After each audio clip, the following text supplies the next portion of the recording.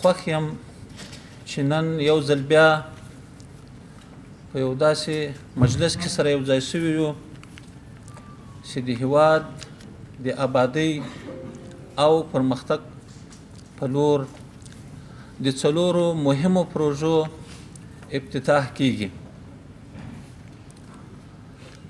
تاسو ته بهتره معلومه ده زموږ هېواد تقریبا له 40 کلونو جګړیز حالت وروسته د آرام او سکون ساه اخلي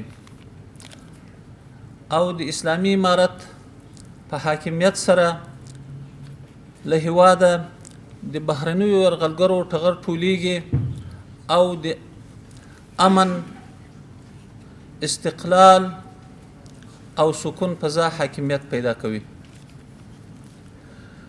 د تیرو کلونو په ترڅ کې د هېواد مختلفې برخې له سختو ستونزو او ناخوالو سره مخ شوي.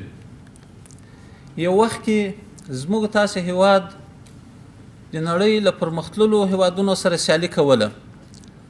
د پرمختګ او صنعت په برخه کې زموږ اقتصاد تقریبا د اروپا په سطح باندې و، خو له تیرو کلونو نه یوازې داسې پرمختګ ونه سو بلکې زموږ تاسې ډېرې زیربناوې له منځه ولاړې او له هغو ستونزو او تکلیفونو سره سره چې د جنگ په ترڅ کې زموږ تاسې هېوادوالو ته د شهادتونو، هجرتونو، زخمي کېدل، معلولیت په برخه کې ور واوښتل.